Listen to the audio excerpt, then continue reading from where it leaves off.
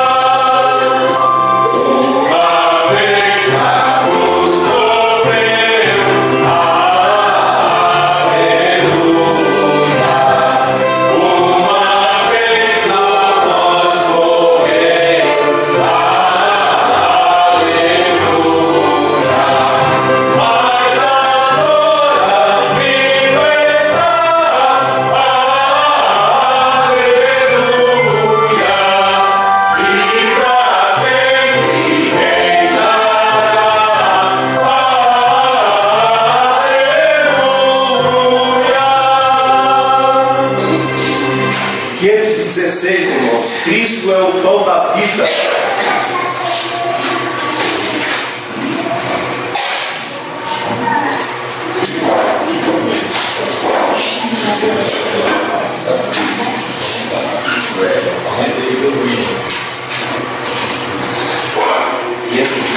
Cristo, pão da vida é Cristo.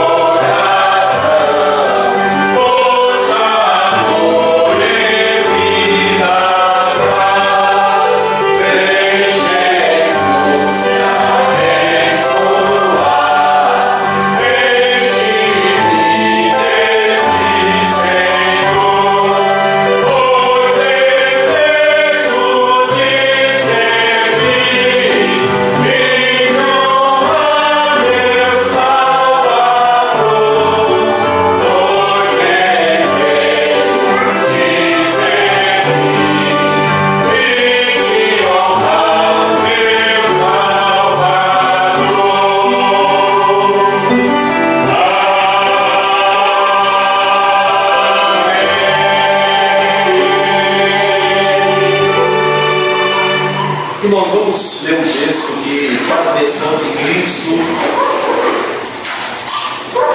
da sua vida que é transmitida a nós, João capítulo 15.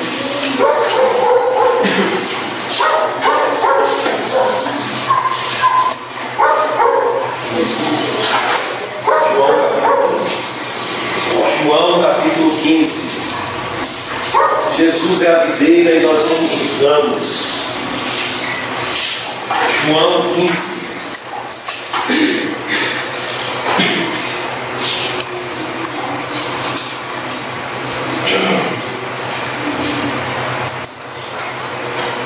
Eu vou ler, os irmãos acompanhem a leitura. João 15. O texto diz assim: Eu sou a videira verdadeira, e meu Pai é o agricultor. Todo ramo que, estando em mim, não der fruto, ele o corta. E todo o que dá fruto, limpa para que produza mais fruto ainda. Vós já estáis limpos pela palavra que vos tenho falado. Permanecei em mim, e eu permanecerei em vós. Como não pode o ramo produzir fruto de si mesmo, se não permanecer na videira, assim nem vós o podeis dar, se não permanecerdes em mim. Eu sou a videira, vós os ramos. Quem permanece em mim e eu nele, esse dá muito fruto, porque sem mim nada podeis fazer. Se alguém não permanecer em mim, será lançado fora, à semelhança do ramo, e secará. E o apanham, lançam no fogo e o queimam. Se permanecerdes em mim, e as minhas palavras permanecerem em vós, pedireis o que quiserdes, e vos será feito. Nisto é glorificado meu Pai, em que deis muito fruto, e assim vos tornareis meus discípulos. Como o Pai me amou, também eu vos amei. Permanecei no meu amor. Se guardardes os meus mandamentos, permanecereis no meu amor. Assim como também eu tenho guardado os mandamentos de meu Pai, e no seu amor permaneço. Tenho-vos dito estas coisas, para que o meu gozo esteja em vós, e o vosso gozo seja completo. O meu mandamento é este, que vos ameis uns aos outros, assim como eu vos amei. Ninguém tem maior amor do que este, de dar a alguém a própria vida em favor dos seus amigos. Vós sois meus amigos, se fazeis o que eu vos mando. Já não vos chamo servos, porque o servo não sabe o que faz o seu senhor, mas tenho-vos chamado amigos, porque tudo quanto ouvi de meu Pai vos tenho dado a conhecer. Não fosse vós que me escolhestes a mim, pelo contrário, eu vos escolhi a vós outros, e vos designei para que vades e deis fruto, e o vosso fruto permaneça, a fim de que tudo quanto pedirdes ao Pai em meu nome, Ele vos conceda. Isto vos mando, que vos ameis uns aos outros. Se o mundo vos odeia, sabei que, primeiro do que a vós, outros me odiou a mim. Se vós fosseis do mundo, o mundo amaria o que era seu. Como, todavia, não sois do mundo, pelo contrário, dele vos escolhi, por isso o mundo vos odeia. Lembrai-vos da palavra que eu vos disse: não é o servo maior do que seu senhor. Se me perseguiram a mim, também perseguirão a vós outros. Se guardaram a minha palavra, também guardarão a vossa. Tudo isto, porém, vos farão por causa do meu nome, porquanto não conhecem aquele que me enviou. Se eu não viera, nem lhes houvera falado, pecado não teriam. Mas agora não tem desculpa do seu pecado. Quem me odeia, odeia também a meu Pai. Se eu não tivesse feito entre eles tais obras, quais nenhum outro fez, pecado não teria. Mas agora, não somente têm eles visto, mas também odiaram, tanto a mim como a meu Pai. Isto, porém, é para que se cumpra a palavra escrita na sua lei: odiaram-me sem motivo. Quando, porém, vier o Consolador, que eu vos enviarei da parte do Pai, o Espírito da verdade, que dele procede, esse dará testemunho de mim. E vós também testemunhareis, porque estáis comigo desde o princípio. Amém. Se assente. Vamos orar. Senhor Jesus, mais uma manhã estamos aqui, mais um domingo do teu dia estamos aqui reunidos. O teu povo aqui, Pai, se achega para ouvir a tua palavra. O teu povo aqui se achega, Senhor, para participar da mesa do Senhor. O Senhor aqui se achega nessa manhã, o teu povo, pela graça, Senhor, para fazer memória de todos os benefícios que o sacrifício de Cristo trouxe a todos nós. A redenção perfeita, Senhor, que o Senhor planejou e fez valer no tempo para com as nossas vidas, intervindo, Senhor, na condição espiritual do teu povo, fazendo com que eles, ó Deus, estejam nesta manhã no reino da luz e desfrutem de todos os benefícios que a luz, ó Deus, que a verdade, que Cristo, que a graça produz na vida do homem, Senhor. Nós, nesta manhã aqui, nos achegamos para bendizer ao Senhor e fazer memória de tudo isso, Pai, porque sem Ti nada podemos fazer. Sem o Senhor não podemos dar frutos, sem o Senhor não podemos ser discípulos, sem o Senhor não nos tornamos uma árvore frondosa, frutífera, sem o Senhor não temos condições de sofrer pela causa do Evangelho e da verdade. Sem Ti, Pai, nada podemos fazer. Por isso, nessa manhã, nós te pedimos, Senhor, que a tua vida seja a nossa vida. Amém. Que a tua vitalidade, Senhor, seja a nossa vitalidade.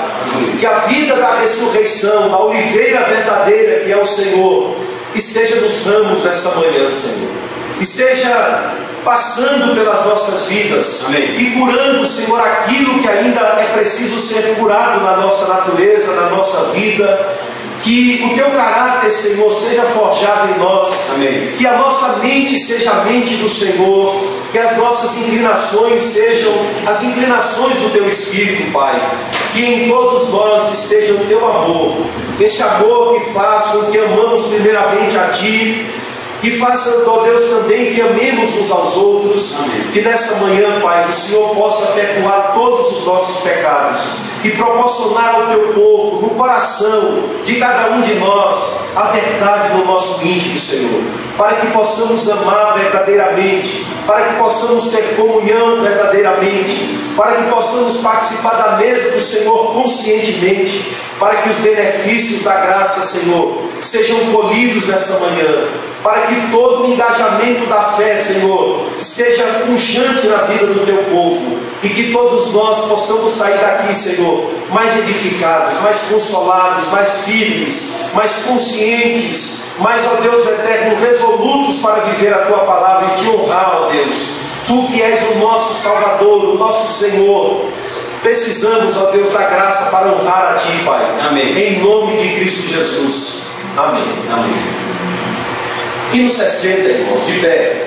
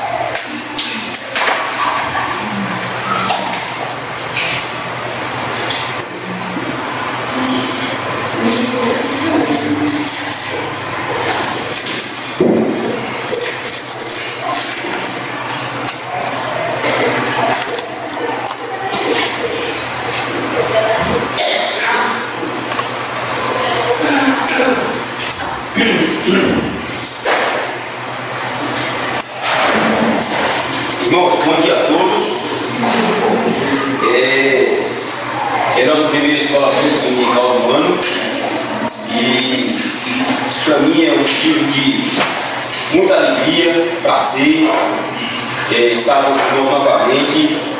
E isso para mim é um momento de graça que Deus concede a todos nós, de estarmos mais um ano estudando a palavra de Deus, que Deus nos dá a graça de nos reunir em volta da palavra dele, para sermos alimentados por ela, para sermos orientados por ela e para Deus nos conduzir como Ele tem conduzido a sua igreja, pela sua palavra.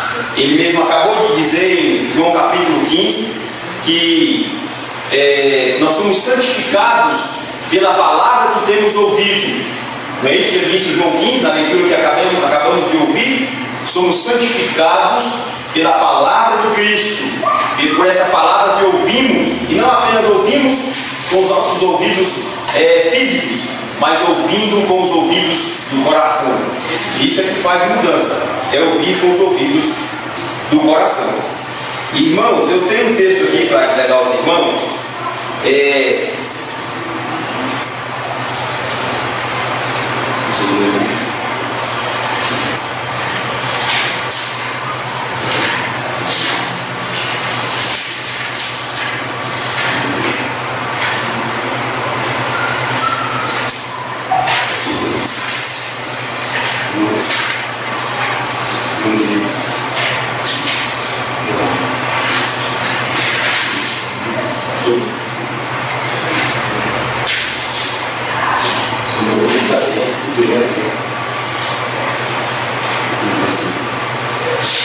Irmãos,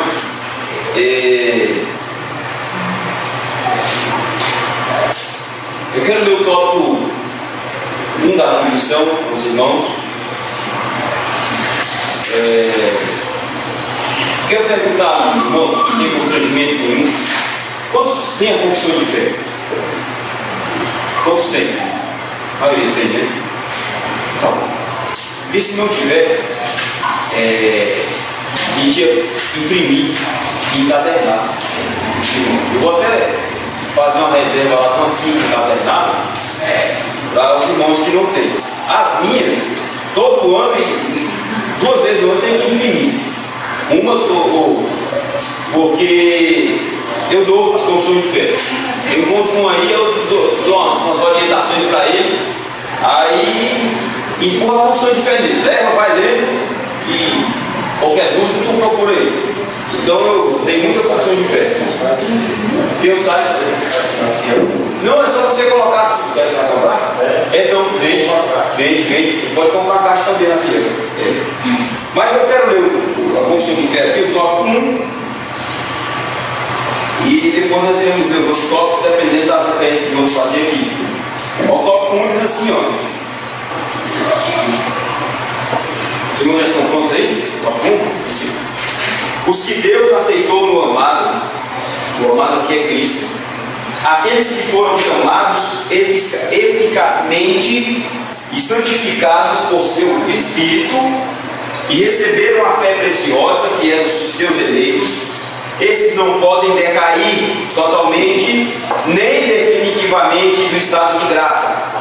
Antes, hão de perseverar até o fim e ser eternamente salvos, tendo em vista que os dons e a vocação de Deus são irrevogáveis, e Ele continuamente gera e nutre neles a fé, o arrependimento, o amor, a alegria, a esperança e todas as graças que conduzem à imortalidade.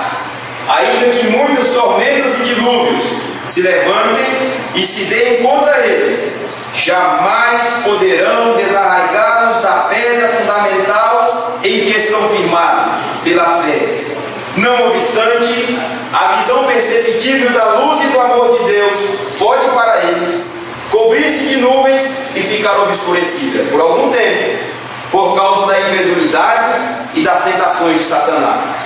Mesmo assim, Deus continua sendo o mesmo, e eles serão guardados pelo poder de Deus, com toda a certeza, até a salvação final, quando entrarão no gozo da possessão que lhes foi comprada, pois eles estão gravados nas palmas das mãos de seu Senhor. e os seus nomes estão escritos no livro da vida desde toda a eternidade. Que doutrina é essa, irmão? A perseverança dos santos, ou em outras versões, a perseverança dos salvos. Eu estava lendo o texto da Confissão de Fé, tópico 1. E o que eu quero dizer aos irmãos nesta manhã é que, como nós lemos o texto de Hebreus, a aula passada, Hebreus capítulo 2, do 10 ao 18, hoje nós iremos fazer uma análise dele. Iremos retirar desse texto aquilo que está de acordo com a doutrina da perseverança dos santos. Então veja, por que então que nós estamos estudando esse texto que eu passei para os irmãos hoje, de Hebreus capítulo 2, do 10 ao 18? Porque é o seguinte, irmãos: se Cristo não tivesse perseverado por nós, nós não teríamos condição alguma de perseverarmos. Então entendam isso. Tudo na vida cristã, a causa primeira é Cristo. O que nós estamos passando em questões de tentações, em questões de luta contra o pecado, em questões das investidas de Satanás, não se engane. Não é a primeira vez que alguém já sofreu isso, não. E melhor ainda, não nos enganemos, que estamos só nessa caminhada. Cristo sofreu tudo isso em nosso lugar. Agora imagine, todas as tentações, todas, é absoluta. Cristo sofreu todo tipo de tentação na sua natureza humana. E Cristo ainda foi tentado algo mais. Ele foi tentado também na sua natureza divina. Cristo foi tentado. Cristo foi tentado por completo, irmãos. Toda sorte de tentação, de investidas de Satanás, Cristo passou. Como diz o escritor aos Hebreus aqui, ele padeceu, ele sofreu, ele foi submetido a tais tentações. E por ele ter passado por essas tentações, irmãos, nós estamos atrás dele. Ele foi na frente, ele abriu o caminho. Imagine-se agora você atrás daqueles ombros frágeis de Cristo. Aqueles ombros frágeis de Cristo. Aquele Cristo frágil e limitado na sua natureza humana. E você está atrás daquele Nazireu, daquele Galileu, daquele homem simples. Nós estamos atrás dele. E o que hoje sofremos, ele já sofreu. Por isso nós vencemos hoje o pecado e a tentação, e Satanás e o pecado, porque Cristo já venceu por nós. Não é aquela ideia barata de dizer que vamos pisar na cabeça do diabo, como já cantaram por aí. Vamos pisar na cabeça do diabo. Nem vende isso, nem vende isso. Nem ouve tal coisa. Nem ouve tal coisa. Cristo, em momento algum do seu ministério, ousou falar isso. E a promessa, lá no Gênesis 3:15, a ele, é que ele esmagaria a cabeça de Satanás, da serpente. Mas ele não ousou em momento algum ufanar-se disso, de pisar na cabeça do diabo. Não é isso que nós estamos ensinando aqui nesta manhã. Estamos ensinando que estamos guardados por detrás daqueles ombros frágeis do Cristo Nazareno que morreu na cruz por nós, que foi tentado em tudo, mas sem pecado algum, e pôde o quê? Pagar o nosso preço a Deus Pai, lá na cruz do Calvário. Bem, então vamos recorrer ao texto. Os irmãos vão ver aí, e quem não tiver com o texto, irmãos, eu vou trazer mais texto já hoje. A logística falhou de mim. A logística. Tem um questionário aí atrás. Está vendo o questionário atrás? Não é difícil não, viu? Mas eu peço que os irmãos contribuam. Peço que os irmãos que contribuam. Ou seja, contribuam respondendo essas perguntas aqui. Como é que vocês vão fazer isso? Em família, com o esposo, Julião, divino. Resolveu dividir o pão. Façam com a esposa, façam com o esposo, façam com os filhos, Tá? Façam sozinho também, se tiver outra pessoa para fazer. Mas melhor ainda se fizerem em dupla ou em grupo. Responda essas questões aqui, tá? Para a gente aprofundar um pouco mais. Então tá aí, participe um pouco mais e cresça mais ainda. Diante destes estudos sobre a perseverança dos santos, o que você pode conceituar com as suas próprias palavras acerca deste assunto? Tópico 2. Deste texto de Hebreus 10, do 10 ao 18, que nós vamos estudar hoje, quais temas destacados chamou a sua atenção e como podem ser aplicados na sua vida diária? Cite exemplos. Devemos ensinar a doutrina da perseverança do santo às pessoas que conhecemos? Explique por quê. E por que não devemos ou por que devemos? Como podemos relacionar o assunto da doutrina da perseverança dos santos com a luta diária contra o pecado? 5. Como podemos relacionar essa doutrina com o nosso comprometimento com o reino de Deus? Isso aqui já foi ensinado. Tópico 6. Este santo assunto das Escrituras, a perseverança dos santos, tem a graça de trazer às nossas vidas descanso e motivação para uma vida dinâmica e produtiva na família, igreja, comunidade de fé e na sociedade. Como isso é possível? Então você vai escrever isso aqui, trabalhar esse assunto. Está difícil? Está difícil? Tá não? Né? Então faça-o com a sua família ou com outro irmão e irmã em Cristo. Vamos pegar o texto aí agora. Pega o texto aí agora. Ó, esse primeiro recortezinho aí que eu coloquei para os irmãos é um contexto muito rápido da carta aos Hebreus. Quem escreveu nós não sabemos.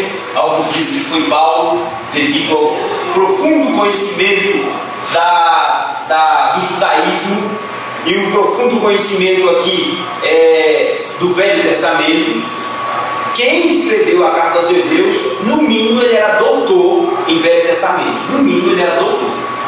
É o texto bíblico, do Novo Testamento, que tem um máximo de aprofundamento nas doutrinas que aparecem no Antigo Testamento, que apontam para Cristo. É profundíssimo, é belíssimo esse texto aqui, falando a respeito de Cristo. Bem, mas qual é o contexto aqui geral? O contexto geral é esse aqui. Um dos problemas dos irmãos hebreus era a questão da possível desistência da fé, do abandono do Evangelho, não permanecer na comunhão da Igreja de Cristo devido às perseguições. Inclusive ele até sempre fala: não deixe de congregar como alguns já fizeram. Então o perigo lá dos irmãos hebreus, quando o autor escreve a eles, era a apostasia, como nós vamos ver aqui em Hebreus capítulo 6, do 4 ao 20. O escritor vai refutar e vai mostrar que alguns já haviam apostatado da fé, mesmo estando ali na comunhão com os irmãos, mesmo participando da ceia, mesmo entendendo boa parte do Evangelho, mas eles apostataram. Abandonaram Cristo. Então o perigo, meus irmãos, desta carta aos Hebreus, principal, é que muitos estavam abandonando o Evangelho e indo para as fileiras do judaísmo. Estavam abandonando a salvação pela graça mediante a fé e voltando ao judaísmo, que ainda pregavam a salvação mediante rituais da lei, salvação submetida à circuncisão da própria carne, salvação submetida a todo o cumprimento dos mandamentos de Deus, como se a lei pudesse salvar alguém. Então, esse era o clima e esse era o ambiente teológico lá na igreja dos Hebreus. A apostasia, o abandono, e os judeus estavam perseguindo a igreja. E por que carta aos Hebreus? Porque os irmãos, na sua maioria lá, eram judeus que haviam sido convertidos pelo Evangelho de Cristo Jesus, mas que agora, durante a perseguição, estavam o quê? Abandonando as fileiras do Evangelho de Cristo Jesus e se agregando novamente às sinagogas judaicas. Aí o escritor aos Hebreus vai usar qual tema? O escritor aos Hebreus vai usar qual tema para mostrar que aqueles irmãos não deveriam e não podiam abandonar o Evangelho e voltarem para as sinagogas judaicas? Qual o tema que ele usa? Ele usa Cristo, irmãos. Ele usa Cristo. O tema principal da carta aos Hebreus é Cristo. O escritor aos Hebreus vai revelar Cristo àquela igreja que estava sofrendo os problemas da apostasia, os problemas das perseguições pelos judaizantes, revela Cristo e diz: olha, a resposta que eu tenho para vocês, para as lutas de vocês, para os dilemas de vocês, para os problemas de apostasia que vocês já têm enfrentado, para os problemas de abandono do Evangelho que vocês já têm enfrentado, para o arrefecimento na caminhada da cristã que vocês têm enfrentado, a resposta que eu tenho para vocês é Cristo Jesus, o sumo sacerdote. É Cristo Jesus, o eterno mediador. É Cristo Jesus, aquele que entregou-se a si mesmo em expiação completa e satisfatória a Deus. E em toda a carta ele revela Cristo, do começo ao final. Então o tema aqui é o seguinte: ele vai dizer, um dos problemas dos irmãos hebreus era a questão da possível existência da fé, do abandono do Evangelho, não permanecer na comunhão da igreja devido às perseguições, lutas e seduções religiosas por parte dos judaizantes, visto que alguns já tinham desertado e até apostatado, conforme podemos observar em Hebreus 6, do 4 ao 20. A mensagem então é de perseverar no Evangelho, manter-se em Cristo e atentar para o exemplo dele, o perseverante de Deus. Hebreus 2, do 10 ao 18. Então o tema aqui desses versículos que trabalhamos é Cristo, o perseverante de Deus. Não se esqueça disso. Quando você for estudar a doutrina da perseverança dos santos, olhe para Cristo, porque ele é o perseverante de Deus. O que significa perseverante de Deus? O que significa perseverante? O que significa perseverante? Vai até o fim. Vai até o fim. Muito bom. Vai até ao fim. Certo? O que mais? Não desiste. Não desiste. Não desiste. O que mais? Se conserve. Se preserve. Né? Também tem significado. Então é aquele que se preserva, aquele que se conserva, aquele que não muda, irmãos. Também é um significado do Aurélio lá, para não se altera. E essa terminação aqui, ó, ante, lembra da palavra refrigerante, né? É aquilo que refrigera, né? Que dá um contínuo refrigério. Então essa palavra perseverante também dá a ideia de continuidade, de qualidade de ação para frente, é sempre avançando, é perseverante.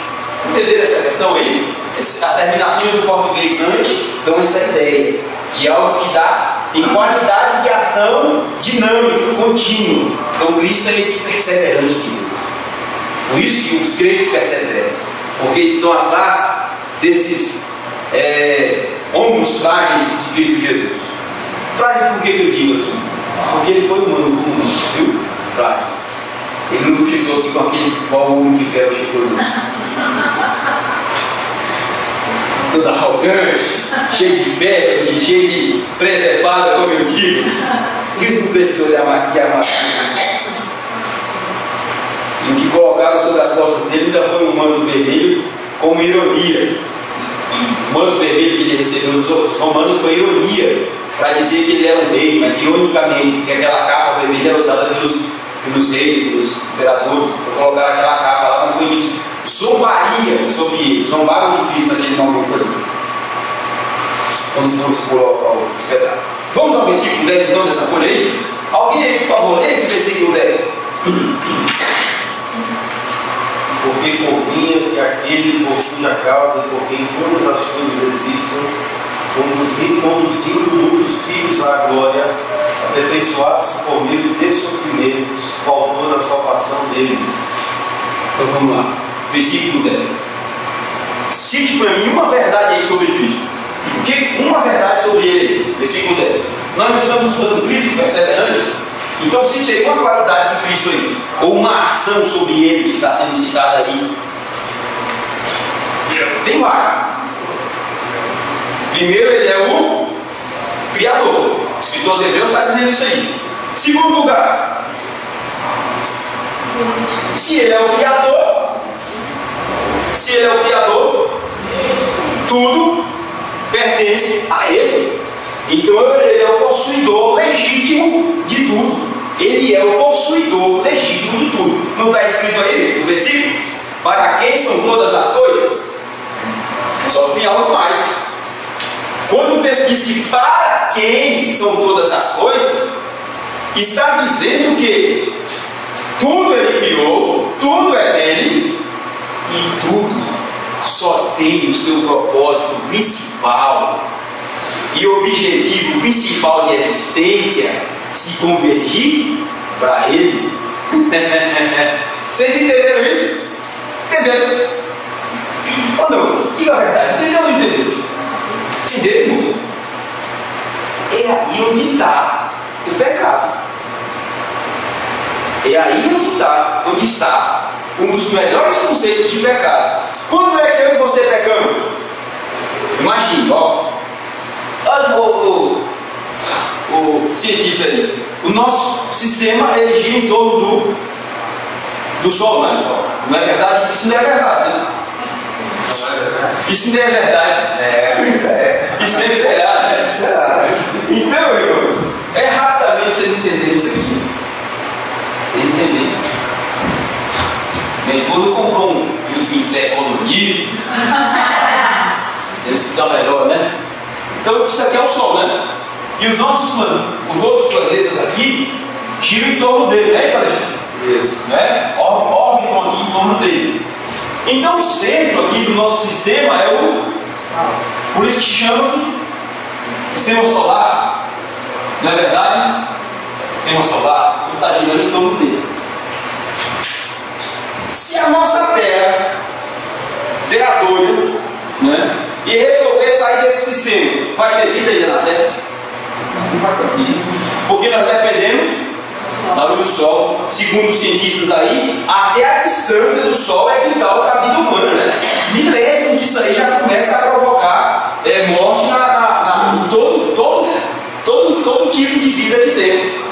Então, irmãos, o que esse texto está dizendo?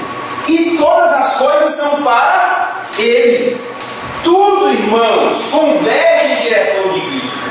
Então, espiritualmente, tudo, toda a criação, e eu e você, a igreja, tudo, vai na direção de Cristo. Tem que ir na direção de Cristo. Tem que ser atraído por Ele. Por quê? Porque se nós não estivermos indo na direção de Cristo, estamos pecando. E esse é um dos conceitos de pecado que nós temos que trabalhar. Quando é que eu e você pecamos? Quando nós não queremos mais girar em torno de Cristo. Quando nós não queremos mais ser atraídos por Cristo para a órbita central que é Ele. E quando nós queremos girar em torno de nós mesmos, quando nós queremos satisfazer os nossos próprios desejos egoístas e não buscar primeiramente adorar e glorificar a Deus como nosso único e suficiente Redentor, nós estamos pecando e estamos em pecado. Entenderam isso?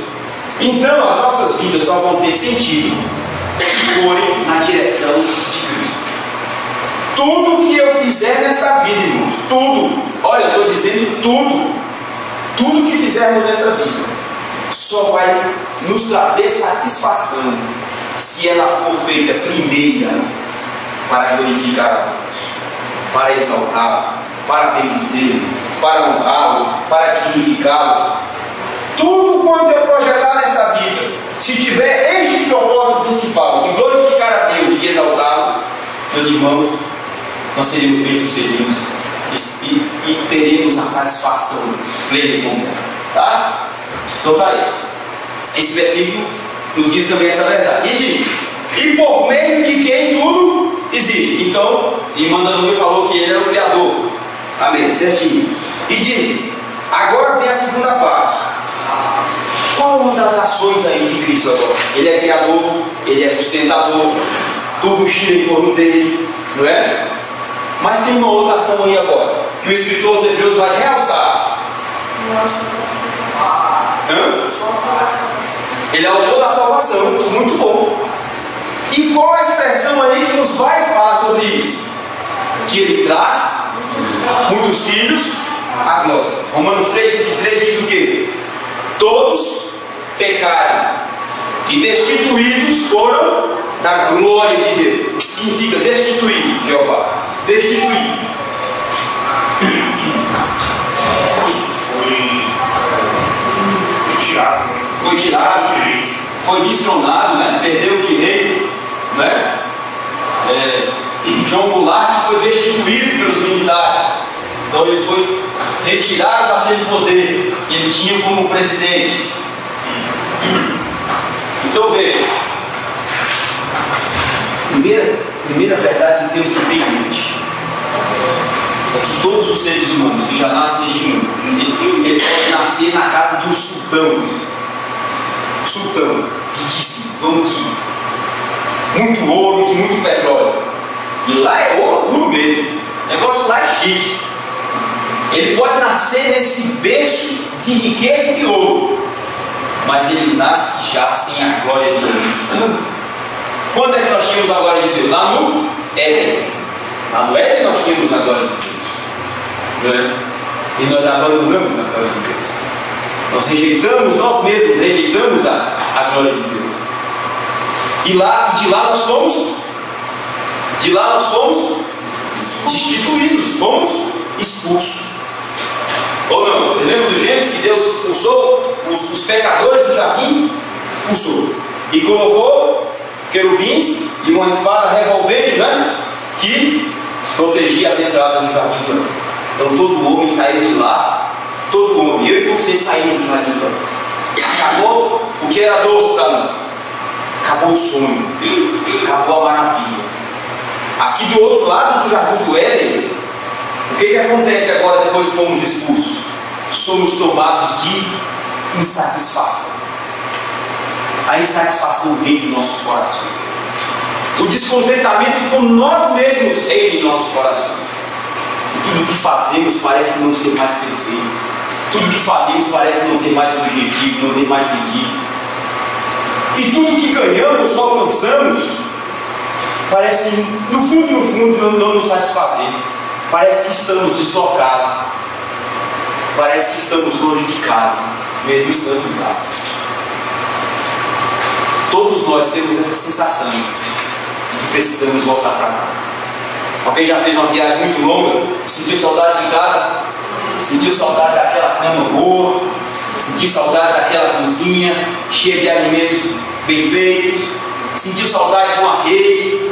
Sentiu saudade de uma aguinha gelada? Não é? Já sentiu isso tudo? Sentiu saudade da esposa, dos filhos, do marido? Já sentiu isso tudo?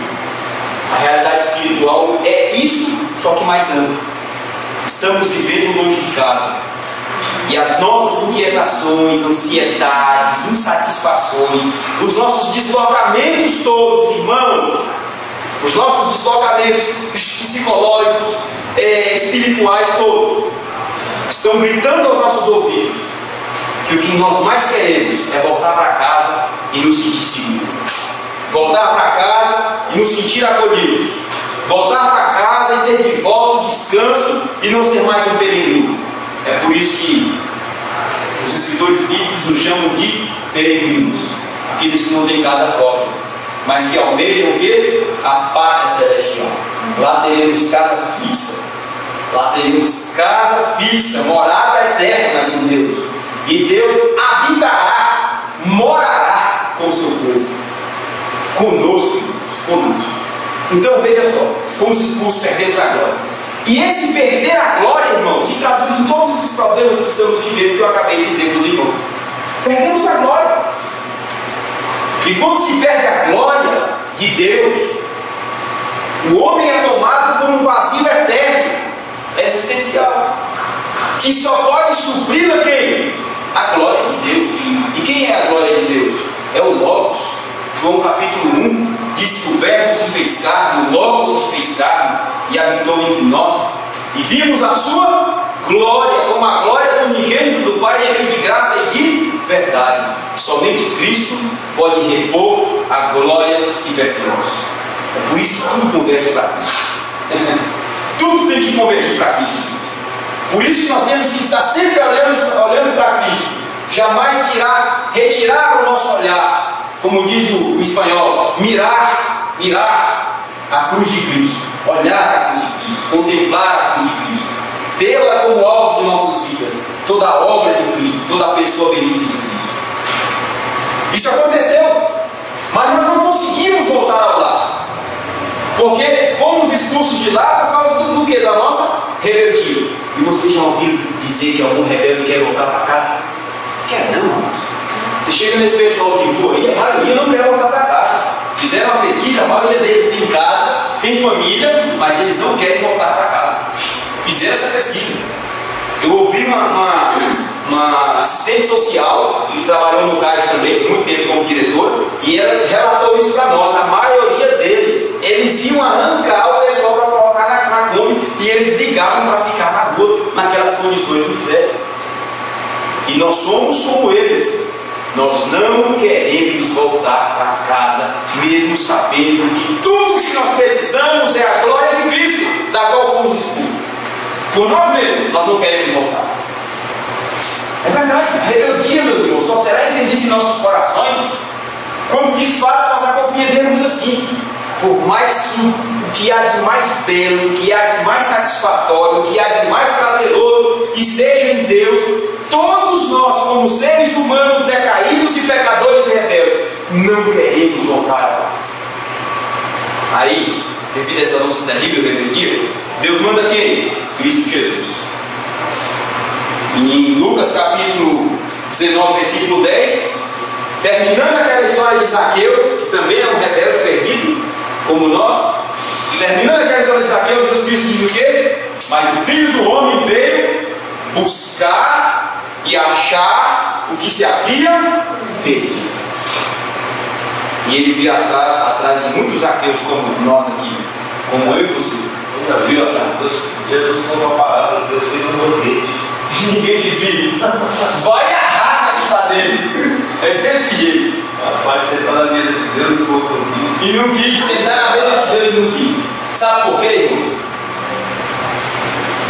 Porque para curar a rebeldia, você não cura com presente. Você não cura um rebelde dando a ele a melhor caixa. Você não cura um rebelde dando a ele os melhores familiares. Você não cura um rebelde dando a ele dinheiro. Ele vai tornar-se mais rebelde ainda. A cura para um rebelde está quando se conquista o coração dele. Nem fazendo a barba. Quando se conquista o coração dele, é que se transforma um rebelde numa pessoa dócil e tratável. É por isso que só Deus pode conquistar o coração de um rebelde. Só Cristo pode fazer isso. Então, Cristo veio buscar, salvar, buscar e achar todo o que se havia perdido. Somos todos perdidos. Sem Deus, sem Cristo, somos perdidos. Perdidos neste mundo. Rebeldes por nós mesmos e em nós mesmos. Mas Cristo veio atrás de pecadores como eu e você. E agora, Ele acha e encontra esses pecadores. Mas para onde é que para onde é que Cristo vai nos levar de volta? De volta? Para onde? Para a glória, irmãos. O nosso fim agora é a glória. Quando Cristo encontra-se com um pecador que ele estava procurando por ele e por ela, quem vai ficar com ele ali? Cristo o toma, o redime, o perdoa e dá graça e o chama novamente para ele virar à frente para a glória. Ele não estava fugindo da órbita, não estava fugindo da cruz, agora ele caminha em direção à cruz, ele caminha em direção a Cristo, ele caminha em direção aos céus. Os pés dele agora estão voltados de volta para o Éden de Deus, de onde ele foi expulso. E somente Cristo, a porta estreita, pode nos reconduzir novamente ao paraíso de Deus, ao Éden eterno, ao Éden espiritual, à glória de Deus que nós perdemos. Aí Cristo nos traz de volta. E essa caminhada de volta é o que nós estamos estudando hoje. É o que? Essa caminhada de volta é a perseverança dos santos. Essa caminhada de volta ao lar é a perseverança dos santos. Esse retorno, vou redundar, este retorno de volta à glória, de volta à glória eterna, de volta a Deus, de voltar a orbitar em torno de Cristo, e receber sua luz que aquece os nossos corações e que gera vida. e receber sua clareza, sua bondade, sua misericórdia, seu perdão. É a perseverança do Senhor. Então guarde bem isso. Voltar ao lar é a perseverança do Senhor. E só voltamos ao lar quando Cristo Jesus é o perseverante de Deus que vai à nossa frente. Agora imagine Cristo conduzindo muitos outros perseverantes agora atrás dele, de volta ao lar, de volta à glória eterna. Sim, vimos isso aqui agora no versículo 10. Então vamos ler aqui. Conduzindo muitos filhos à glória. Amém. Aperfeiçoar-se pelos sofrimentos o autor da salvação deles. Veja, mas não era assim tão fácil Cristo conduzir pecadores de volta ao lar. Não é assim tão fácil. O verbo aperfeiçoar aí, os irmãos encontraram aperfeiçoar. Deus aperfeiçoou Cristo. Não que Cristo fosse o quê? Imperfeito. Isso não quer dizer que Cristo fosse imperfeito. Mas é que este verbo aperfeiçoar Cristo aqui, aperfeiçoar Cristo pelo sofrimento, significa que Deus, quando Cristo tornou-se humano completo, Ele assumiu todas as nossas limitações humanas. Ele assumiu tudo quanto nós participamos, sem exceção, irmãos. Fraquezas, doenças, problemas de todas as sortes, Cristo foi bombardeado. E debaixo desse bombardeio de tentações, de pecados, Ele sofreu tudo isso dentro da nossa natureza e da nossa carne aqui frágil. A palavra aperfeiçoar aqui está nesse sentido, de que Cristo participou de todas as fraquezas e limitações que o ser humano participa e sofre. E quem foi que fez isso com todo agrado? Deus. Porque isso era necessário que acontecesse, esse Cristo padecer antes da cruz e na cruz. Cristo padeceu, sofreu antes da cruz e na cruz. Como é que ele sofreu antes da cruz? Sofreu quando ele teve que enfrentar o pecado e sentir o pecado na própria terra, sem ser pecador. Ele sofreu quando ele foi tentado na sua natureza humana e divina, e ele teve que resistir a Satanás no próprio pecado contra ele. Ele sofreu quando ele sofreu a zombaria dos homens, o escárnio, as calúnias. Cristo sofreu tudo isso. E ainda Cristo vai culminar no seu sofrimento lá na cruz do Calvário. Então Cristo, irmãos, Ele se identificou conosco em tudo. Em tudo. Nós temos de fato um mediador perfeito que é Cristo. Por que Cristo é o mediador perfeito? Porque primeiro Ele é humano completo. E humano em tudo, exceto no pecado. Mas veja, por que eu digo exceto no pecado? Porque o humano, de fato, que é Cristo, Ele veio isento de pecado. E todos nós não fomos feitos para pecar. Nós não fomos feitos para pecar. Nós não fomos feitos para a dor. Por isso sofremos quando há dor. Nós não fomos feitos para as limitações. Por isso sofremos com as nossas limitações. Fomos feitos, criados por Deus perfeito. E Deus disse que isso é muito bom. Agora, quando o pecado entra, aí vem as nossas limitações, e com elas os nossos sofrimentos. Vem as dores, e com elas os nossos sofrimentos. E Cristo nisso tudo participou conosco. E era necessário que aquele que mediasse, e homens pecadores, tivesse as duas naturezas. Que ele fosse homem perfeito em tudo e Deus perfeito em tudo.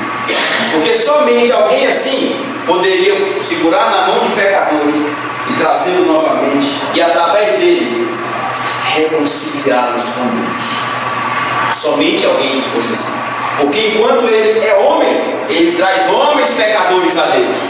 E enquanto ele é Deus, ele vem ao encontro de pecadores para salvá-los de inimigos, reconciliá-los e perdoá-los. Entende isso?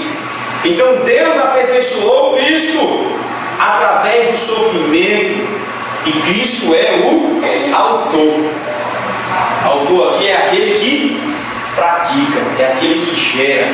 é aquele que causa, é aquele que provoca, é aquele que toma a primeira iniciativa em tudo. Então Cristo é aquele que toma a iniciativa em todos os momentos da nossa salvação e principalmente também na perseverança dos santos rumo à glória eterna.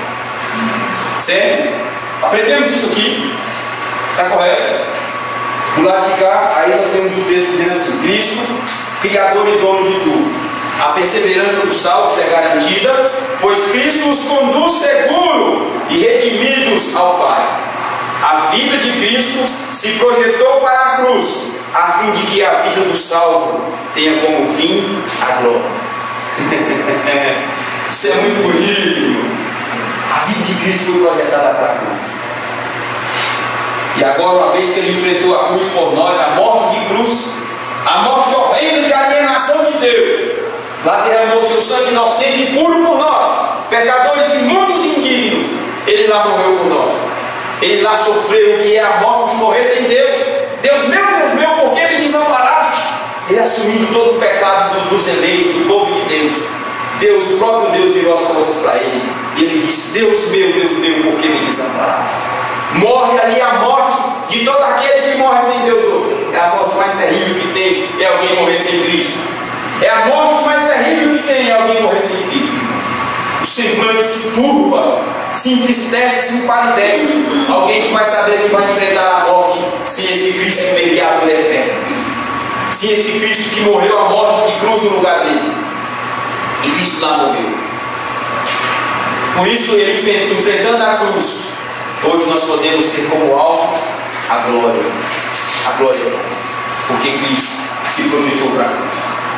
Jesus Cristo é quem nos reconduz ao Pai, a glória de Deus, da qual fomos expulsos por causa de nossos pecados. Mas Cristo nos traz novamente a Deus, nos reconduz, bota um S aí, nos reconduz ao lar eterno como o filho mais velho, o primogênito dentre os mortos. Ele pagou todo o preço pagou o preço para deixar o lar de glória rumo a este mundo de pecadores, para buscar e achar o que se havia perdido. Portanto, os filhos e as filhas de Deus perseveram por meio da obra consumada de Cristo. Nós perseveramos porque Cristo consumou a sua obra ao Pai. Obedeceu a Deus em tudo no seu plano de redenção. Por isso nós perseveramos. Veja, irmãos, onde está fundamentada a perseverança dos santos? Para alguém dizer que um crente verdadeiro pode perder a sua salvação.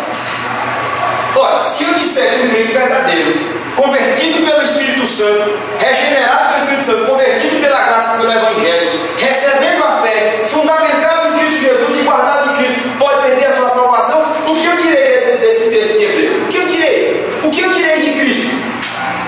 O que eu direi da obra eterna de Cristo por nós? Que obra de Cristo é essa que não tem eficácia? Se isso acontecer, de forma alguma, irmãos, a salvação, a perseverança do crente está fundamentada aqui, em Cristo Jesus, na obra dele consumada por nós. É por isso que não por nós mesmos, mas somente por Cristo nós chegaremos na glória eterna. Vamos para o versículo 11 agora? Leia alguém aí o versículo 11. Pois tanto o que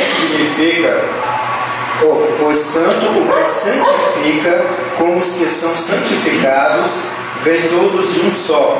Por esta causa ele não se envergonha de lhes chamar irmãos. Sim, estou vendo. O que quer dizer esse versículo, irmãos? O que santifica e os que são santificados vem de um só. Cristo é agente de Deus. Como? Não é dizer que Cristo foi criado por Deus, não. Os testemunhos de Jeová são hereges ao ponto de dizer isso. Mas lembrem de João, o Evangelho de João, Cristo diz assim: glorifica-me, Pai, com a glória que eu tinha contigo desde o princípio, desde a eternidade, desde o princípio, antes da criação do mundo. Não é isso? Então o Pai, o Filho e o Espírito Santo já coexistiam juntamente desde a eternidade. Então, Cristo não foi enviado por Deus Pai? É nesse sentido. Ele provém de Deus quando ele é enviado por Deus Pai para salvar pecadores. Agora nós fomos criados por Deus? Fomos criados por Deus. Então nós estamos vindo de Deus como filhos criados por Deus. Certo? Então veja. Aí ele diz que aquele que santifica, quem é que santifica? Cristo. Qual o sentido da palavra santificar aí? Santificar. Santificar. Texto humano. Separar. O primeiro sentido aí, o que nós temos que entender é separar. Deus na eternidade, da multidão daqueles rebeldes que abandonaram pelas costas para a sua glória para o Éden, Deus, daquela multidão de rebeldes, Deus, através de Cristo Jesus e em Cristo Jesus, separou, consagrou para si um povo. Então, aquele que santifica é Cristo. E Ele nos separou para Deus. E nos separou da onde, irmãos? De um mundo de pecado e de perdição. De um mundo de injustiça e de rebeldia.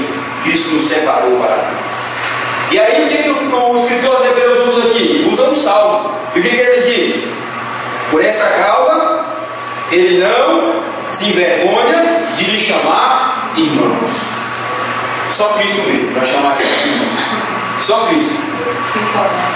E coragem. Irmãos, e que beleza. Que beleza. Imagine, você é rebelde contra Deus, e agora quem vem atrás de você para te levar de volta ao lar, te reconcilia com Deus, e agora te abraça e te diz assim: agora sou teu irmão. Agora sou teu irmão. E tu é meu irmão. E tem mais um. E tem mais um.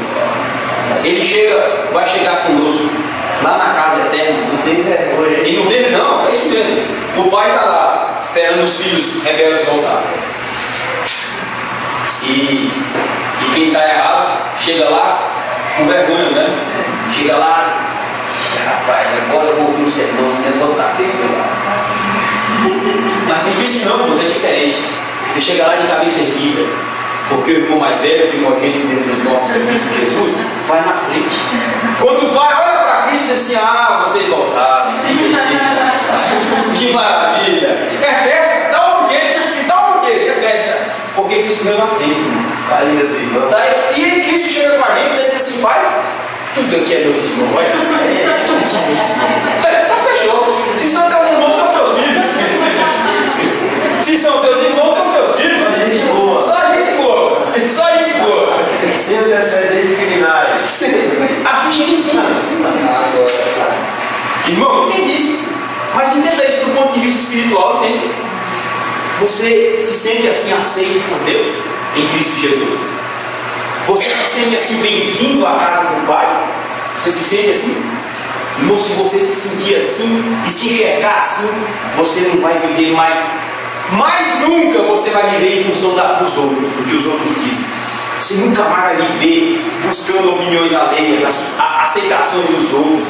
Tem que viver assim para fulano gostar de mim, tem que fazer aquilo porque senão eu vou ser bonzinho. Irmão, depois que você aceita na casa do Pai através de Cristo Jesus, você vive é para Deus, em função da opinião de Deus, em função da opinião do Evangelho. Isso vai dar aos irmãos que se parassem na vida e tu nem imagina. Então veja, eis aí, ele não se envergonha de chamar irmãos. Deus nos santifica pela pessoa e obra de Cristo.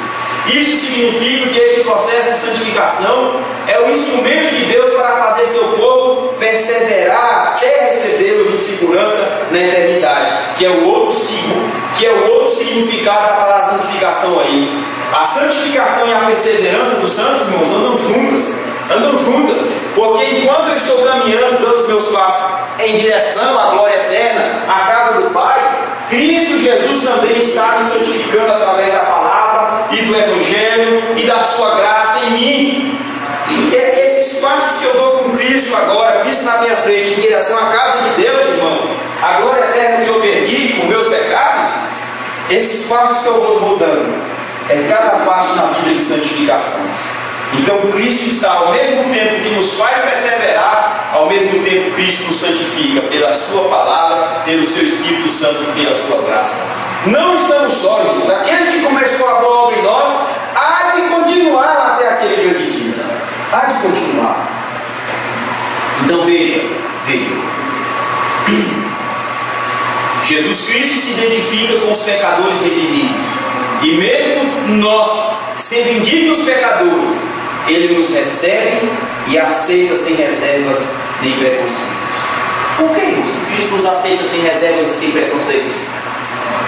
Isso foi de graça? Isso foi de grátis, como diz aí? Foi de grátis? Foi não, irmãos? Para Ele nos receber sem reservas e sem preconceitos, Ele sofreu toda a sorte de preconceito e exclusão lá na cruz do Calvário. Ele nos recebe sem reservas e sem preconceitos. E Deus nos recebe sem reservas e sem preconceitos, porque Cristo sofreu todo o preconceito, todo o apartheid, toda a exclusão. Cristo sofreu em prol de pecadores como nós. Por isso que dentro da igreja de Cristo não pode haver exclusão, nem preconceito, nem apartheid, viu? Por isso que dentro da igreja de Cristo não pode haver isso. Porque Cristo já morreu pelo preconceito. Porque Ele sofreu todo o preconceito na cruz do Calvário por nós. E em vida Ele sofreu os preconceitos. Por isso que quando nós chegamos lá na casa do Pai, e Ele disse: são todos meus irmãos, Deus recebe sem questionar nada. Se são seus irmãos, são meus filhos. E são seus irmãos porque são meus filhos. Porque somos filhos. Deus enviou o Espírito de seu Filho aos nossos corações, pelo qual podemos chamar Deus de Papai querido. Papai. Diz o apóstolo Paulo escrevendo aos Gálatas. Porque somos filhos, Deus colocou dentro dos nossos corações o Espírito Santo de Jesus Cristo em nossas vidas. E através desse Espírito Santo, e como o pastor aqui pregou, que é o divino em nós que ora para o divino que está no céu, nós podemos chamar com todo carinho e com toda intimidade esse Deus de Papai querido. Papai querido. Olha, voltar ao lar, saímos do lar como filhos rebeldes, e agora voltar ao lar e poder chamar hoje, orar a Deus e chamar Deus de Papai querido. Somente Cristo Jesus pode fazer uma obra dessa. O fato de sermos totalmente aceitos e recebidos por Cristo e por Deus nos garante a plena perseverança do Evangelho. Cristo nos recebeu, irmãos? Deus nos recebeu através de Cristo? Então quem aqui vai, meus irmãos, nos arrancar deste recebimento acolhedor de Deus? Quem? Quem vai nos arrancar da sua presença e da sua graça gloriosa, da sua bondade doce e maravilhosa, irmão? Quem vai nos arrancar dessa comunhão tão maravilhosa que Cristo nos recebe lá? Versículo 12, vamos ler? Eu 11 horas para terminar. 13 minutos. O 12, vamos lá? Dizendo: anunciarei o teu nome a meus irmãos, cantar-te louvores no meio da congregação. E outra vez, porém nele a minha confiança, e ainda eis-me aqui, e os filhos de Deus me deu. De novo, irmãos. O argumento se intensifica. Agora Cristo aqui está no meio da congregação. Irmãos, estar no meio da congregação é algo muito importante para o judeu. Você só vinha ao meio da congregação se era convidado. E você só era convidado ali se você tivesse alguns méritos. Quer ver um exemplo? Se você tivesse passado algum tempo na escola rabínica, desde menino, e você se destacasse lá como um bom leitor da lei e um bom intérprete da lei, o rabino, no dia de sábado, te convidava para você ler o texto daquele dia, o texto da Torá, o texto da lei. Isso era como uma honra para aquela pessoa no meio da congregação. Vamos ouvir aqui hoje o aluno, o Ben, né? Ben Dan Avraham, vem aqui ao meio, vai ler o texto de Êxodo 20, né? Pano de barro. Aí o menino chegava, o senhor, o rapaz, com toda a seriedade, com temor a Deus, e lia a lei, ali, com toda a fluência. Aquilo era honra, aquilo era momento de honra. Por isso que quando cederam a oportunidade para Cristo, né, viram nele algo que o confiava, que lhe dava dignidade para aquele ofício, e confiava em Cristo aqui. Porque Cristo era versado no Antigo Testamento, tanto que com 12 anos de idade ele estava fazendo o quê? Colocando os rabinos no bolso, colocando os rabinos e os escribas no bolso, fazendo cada pergunta que eles tiveram que buscar ajuda nos universitários da época. Bem, mas não conseguiram responder lá no momento. Então, irmãos, Cristo leu lá, né, na sinagoga e tal. Então, veja. Mas aqui o texto diz que Cristo está no meio da congregação. Porque esse é o lugar dele mesmo. Esse é o lugar de honra, não é? Esse é o lugar de quem tem mérito, não é? Então é o lugar de Cristo. Não é o lugar de Cristo? Lugar de honra, lugar de mérito. Ele é o centro. E nós temos que orbitar em volta dele. Ele é o centro de tudo. E tem que ser o centro das nossas vidas, né?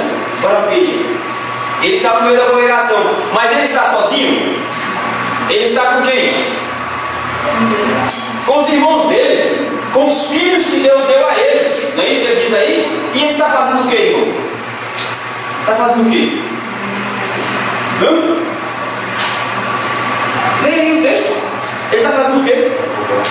Louvando, não é isso? Ou não? O que o texto está dizendo aí, ó? Cantar-te-ei louvores no meio da congregação, os filhos que tu me deste. Irmão, lembra daquela passagem de Cristo que ele entra na sinagoga, está lá na frente, está no meio, na verdade, e tem um homem da mão mirrada lá no canto assim, da mão mirrada. Aí ele olha assim e vê o homem da mão mirrada assim: ei, vem para o meio. Não é? Porque aquele homem estava lá no fundo da sinagoga, ele era excluído. Os aleijados não tinham vez lá no judaísmo. Um aleijado, um cego, um leproso, era um maldito de Deus. Era um maldito. Para eles, nascer aleijado era uma maldição sobre eles. Aquela pessoa era maldita. Aí Cristo está lá no meio da sinagoga, por isso ele estava no último banco, porque era o banco dos excluídos. Era aquele tipo de gente que tinha interesse em aprender sobre Deus, mas ficava lá no canto por causa do preconceito dos demais da sinagoga, e ele estava lá excluído no cantinho. Quando terminava a leitura, terminava a sinagoga, ele era o primeiro a cair fora. Com vergonha, com preconceito, ele era enxotado dali. E Cristo, quando olha aquela cena do homem da mão mirrada, ele diz: vem para o meio. Cristo inclui um maldito. Cristo inclui um marginalizado. Cristo inclui alguém que era vítima de preconceito, que não teve culpa nenhuma de ter nascido com a mão mirrada. Cristo chama para o meio. Cristo o inclui nesta graça que cura, nessa graça que recebe e nessa graça que devolve a minha dignidade. Estende a mão aonde ele ficou boazinho. E Cristo deu, além da cura para a mão daquele homem, Cristo lhe devolveu a dignidade e lhe incluiu no meio do povo. Cristo lhe incluiu no meio da sinagoga, no lugar onde alguém só ia lá quem tinha mérito e destaque. E Deus deu todo o mérito e destaque àquele homem da mão mirrada naquele dia, o incluiu na graça naquele dia. Então Cristo está no meio da congregação.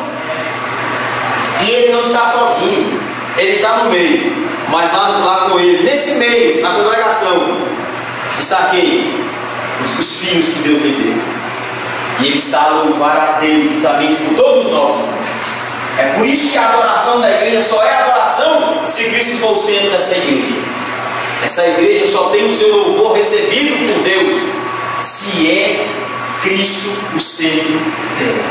Se Cristo não for o centro desta igreja, o louvor desta igreja não é aceitável. Mas a ideia aqui também, irmãos, é quando ele diz que cantar-te louvores no meio da congregação, com os filhos que me deste, com os irmãos, com os meus irmãos, demonstra a forma como Cristo se identifica conosco, de forma perfeita e plena. Mas também isso aqui é um momento de louvor, irmãos, é de alegria, irmãos. Estar com Cristo no meio da congregação, irmãos, é usufruir de plena alegria. É usufruir de plena alegria. A palavra louvor aqui, meus irmãos, não é aquele louvor do canto gregoriano, não. Cristo fala que tivesse uma nome. Não é esse choro, não, irmão. Não é esse lamento, não. E também não é o mantra, não. um louvor que rebumba na alma de gratidão a Deus. É um louvor vibrante e pleno de alegria, em gratidão a essa eterna salvação que, através de Cristo Jesus, que está no meio da congregação, Ele reuniu muitos irmãos e filhos a Deus, e com eles agora louva a Deus. Com eles agora, eles tributam a Deus essa gratidão eterna. É louvor que rebumba, é louvor que vibra, irmãos. É alegria completa quando Cristo reúne o seu povo para louvar a Deus por essa tão grande e eterna salvação. É maravilhoso, é maravilhoso. É maravilhoso demais. E ele diz: cantarei louvor no meio da congregação. E outra vez, porém nele a minha confiança. E ainda, eis-me aqui, e os filhos de Deus. Nós perseveramos por causa disso, porque Cristo está no meio, Cristo nos agrega ao meio, Cristo nos devolve a dignidade.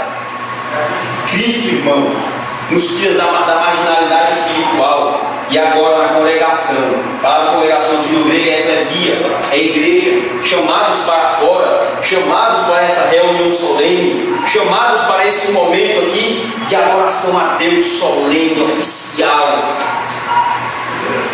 E o fato de Cristo estar conosco, irmãos, se identificar em tudo conosco, é uma das causas, irmãos, principais que o crente vai chegar aos céus. Irmãos, se Deus aceita o nosso louvor através de Cristo, se Cristo está conosco na adoração a Deus, em gratidão a essa tão grande salvação, como perderemos essa salvação? Como perderemos essa salvação no mundo? Cristo persevera conosco até o fim, e persevera conosco em louvor de gratidão a Deus. Vou terminar, faltam 3 minutos. Versículo 14 diz assim. Sim, vou ler só do outro lado para terminar a frase em negrito. A perseverança dos salvos resulta dessa profunda e íntima comunhão que Cristo tem com os redimidos e os reintroduz à plena comunhão com Deus. Então essa ideia de Cristo estar no meio é que Ele está nos reintroduzindo nesta plena comunhão com Deus, viu? Por isso que uma vez estando nesta plena comunhão com Deus, é que podemos juntamente com Cristo e através de Cristo cantar louvores a Deus. Sabe onde está fundamentada a perseverança dos salvos e dos santos? Nessa plena comunhão íntima que todo salvo tem com Deus através de Cristo Jesus.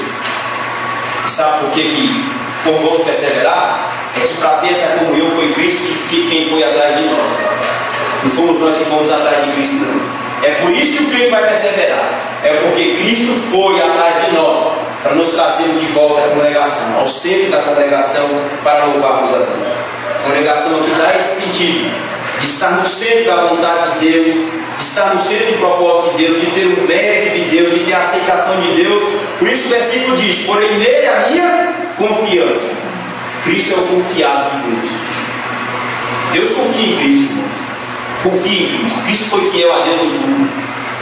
Então Cristo tem todo o mérito. Por isso que quando Ele chegar lá na frente de nós atrás, que Ele ver Cristo, Ele vai confiar no que Cristo fez. Não, tranquilo. São todos teus irmãos e meus filhos, estão agregados. Vamos festejar aqui, glorificar, adorar.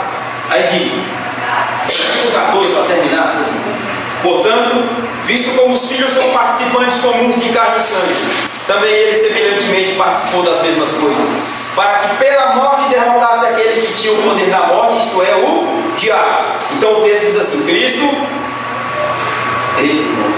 esqueci de corrigir aí, se identificou. Eu ia colocar a identificação de Cristo, mas eu escrevi.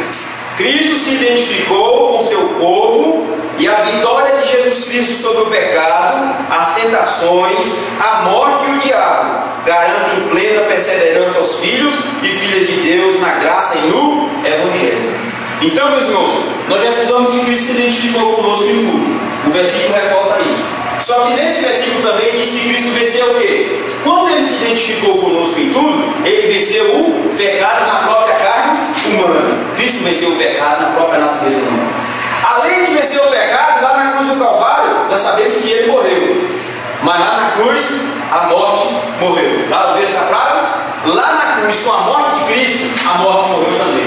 Porque ao terceiro dia ele ressuscitou, ao terceiro dia dentre os mortos, pela obra do Espírito Santo, para a glória de Deus Pai, como diz o apóstolo Paulo no capítulo 1 Romanos.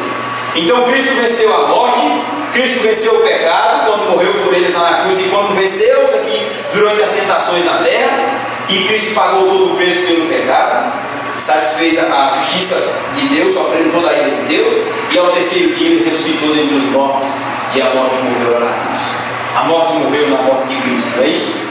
Então veja, quando Cristo venceu tudo isso, irmãos, o que pode nos arrancar, supostamente pode nos arrancar da salvação, seria o pecado, mas Cristo já venceu. Cristo pagou todo o pecado na cruz do Calvário e os venceu em toda a tentação.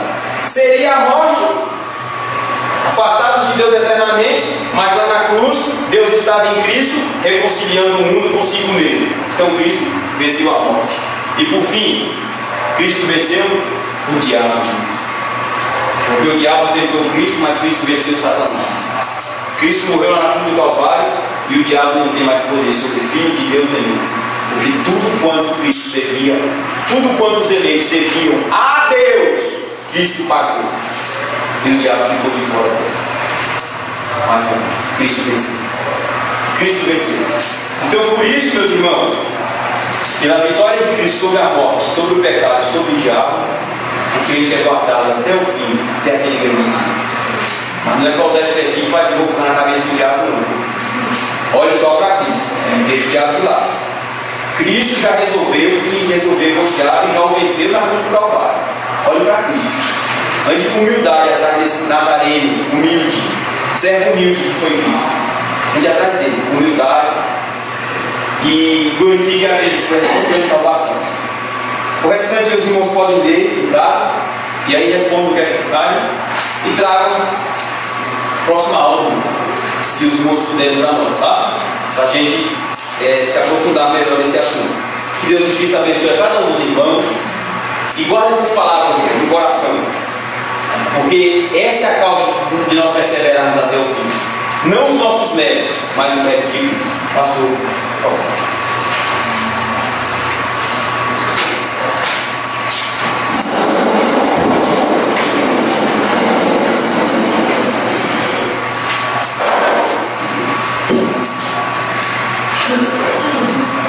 Irmãos, Cristo fez provisão completa pelos nossos pecados, não é verdade?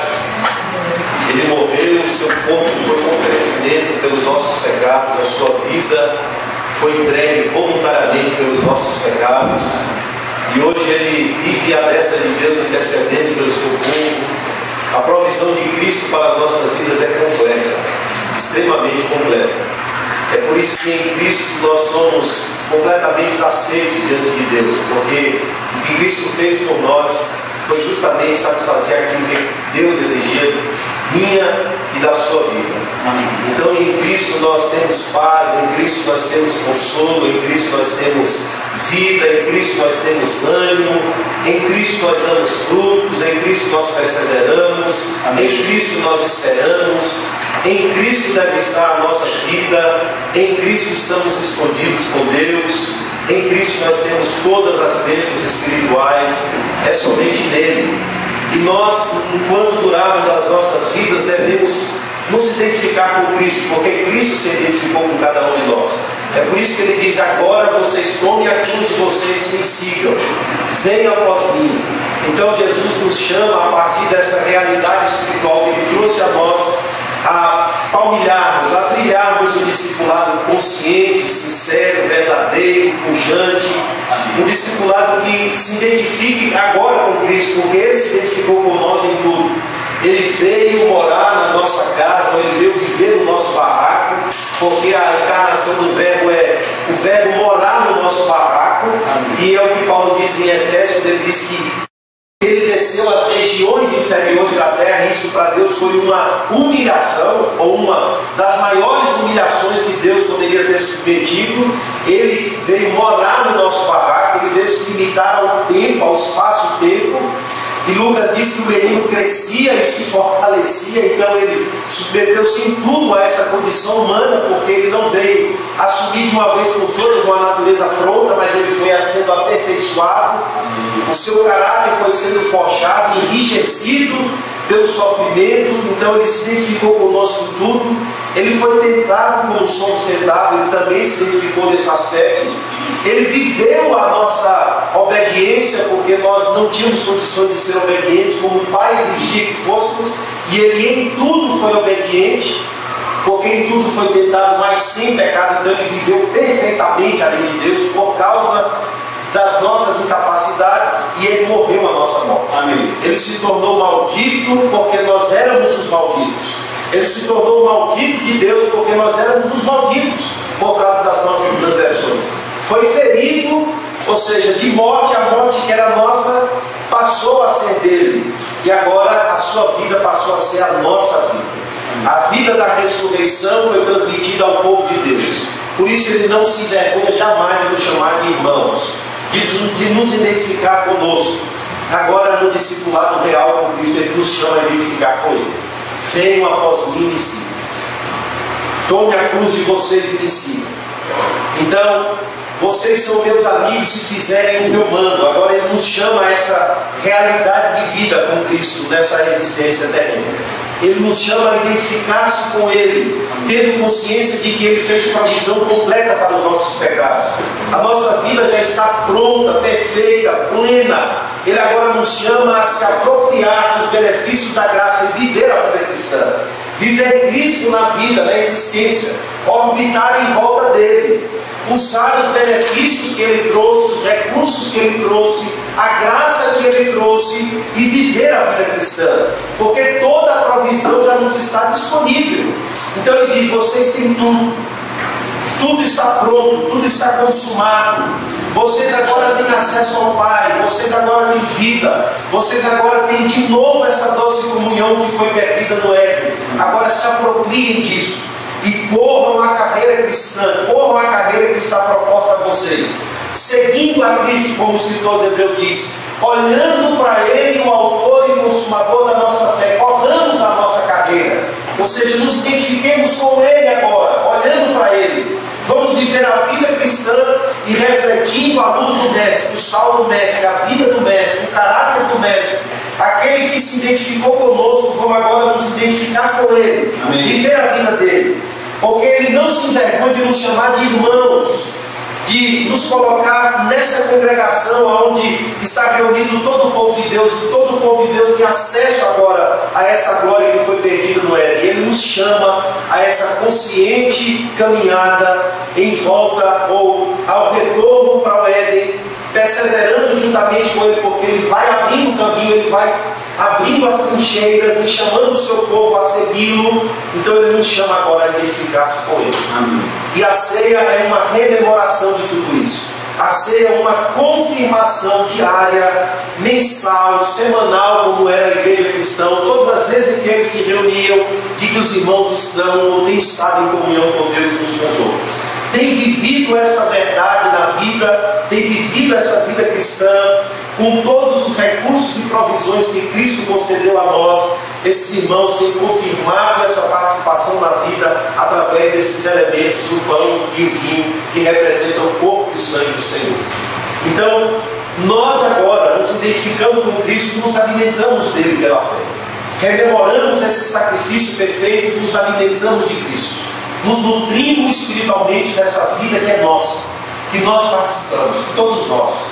E nos apropriando dessa vida pela fé, a Escritura diz, a confissão diz, que todos nós temos o recurso da graça de sairmos mais engajados, mais compromissados, mais firmes, mais determinados a honrar a Cristo nas nossas vidas. Então, a nos identificar com Cristo e honrá-lo em nossas vidas.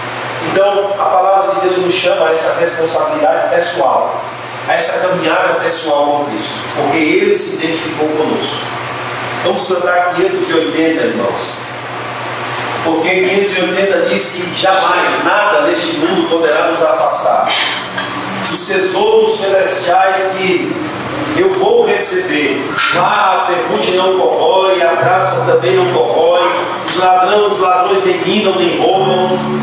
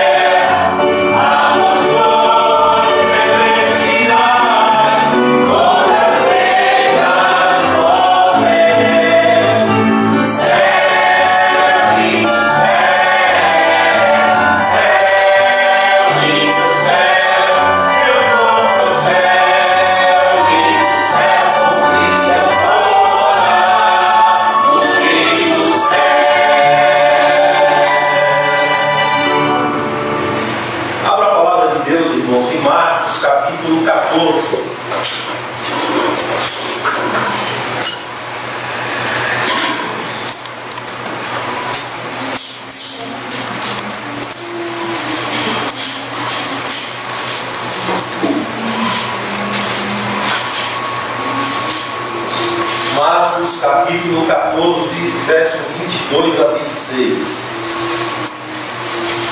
Jesus aqui vai instituir a ceia, ou vai usar os elementos que haviam na mesa da Páscoa e aplicar a si mesmo esses elementos. E diz assim o verso 22: E enquanto comiam, ou seja, a Páscoa, tomou Jesus o pão e, abençoando, o partiu e lhes deu, dizendo: Tomai, isto é o meu corpo. A seguir, tomou Jesus o cálice e, tendo dado graças, o deu aos seus discípulos e todos beberam dele. Então lhes disse: Isto é o meu sangue, o sangue da nova aliança, derramado em favor de muitos. Em verdade vos digo que jamais beberei do fruto da videira até aquele dia em que o hei de beber novo no reino de Deus. Tendo cantado o hino, saíram para o monte das oliveiras. Vamos orar, irmãos, se assentem. Nós iremos apresentar o pão e o vinho que representa o corpo e o sangue do Senhor. Nesta hora eu dou oportunidade aos irmãos também de se examinarem e orarem para participarem da mesa do Senhor. Vamos orar. Senhor, nosso Deus e Pai, nós estamos aqui mais uma vez, Senhor, diante da Tua presença, para fazermos memória, Senhor, do Teu sacrifício perfeito para com as nossas vidas. da tua provisão, Senhor, para os nossos pecados, do teu corpo que foi traspassado pelos nossos pecados, pelo teu sangue, Senhor, que foi derramado pelas nossas transgressões. Mas aquele castigo terrível que o Senhor sofreu na cruz é o castigo que nos traz a paz, que nos traz o perdão, que nos traz o alento, que nos traz o consolo, que nos traz a certeza de morarmos no céu, Pai. Amém. Porque em Cristo, em Ti, somos perfeitos, mais do que vencedores. Amém. Em Ti temos toda a provisão espiritual. Em Ti, Senhor, já não paira mais nenhuma condenação sobre nós. Amém. Te pedimos nesta hora que, a partir desta consciência que a Tua Palavra produz em nós, deste exame que a Tua Palavra nos proporciona fazer nas nossas vidas, ó Deus, que Tu separe e use todos esses elementos do uso comum, Senhor, para que eles de maneira espiritual possam representar o corpo e o sangue do Senhor, e o Teu povo pela fé, ó Deus, possam ser nutridos espiritualmente na vida de Cristo. A vida de Cristo, Senhor, possa alimentar espiritualmente estes ramos que foram enxertados na oliveira verdadeira, que é o Senhor Jesus. Perdoa os nossos pecados, as nossas transgressões. Dá-nos a capacidade de examinar a nós mesmos, Senhor, e com o coração em paz, com a mente descansada, Senhor, participar da mesa do Senhor de maneira mais legítima possível. É o que nós, nesta hora, Senhor, a Ti rogamos e Te agradecemos em o nome de Jesus. Amém. Todos os irmãos que irão participar e puderem ficar de pé, se coloquem de pé, por gentileza. Já que o Carlos está servindo.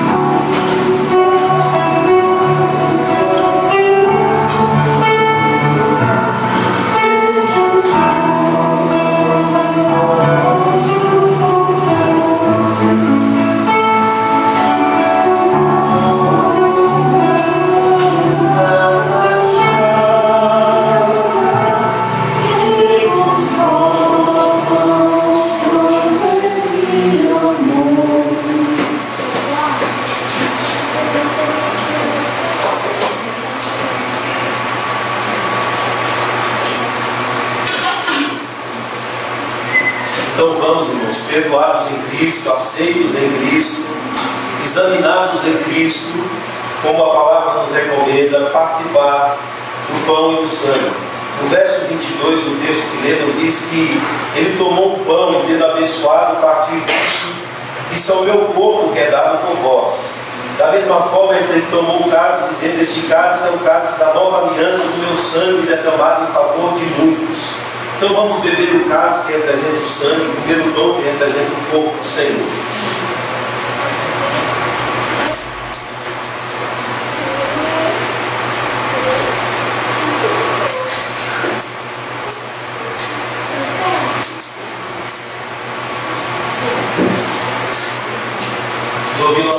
desejando, rogando a Deus e agradecendo por cada um de nós.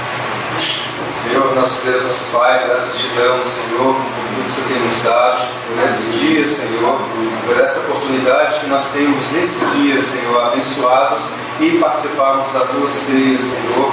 Te damos graças, Senhor, pela salvação que o Senhor tem nos dado, por esse canal aberto que o Senhor tem nos dado, por via de Cristo, Senhor, e por essa oportunidade que hoje nós temos de celebrar o teu corpo e o teu sangue.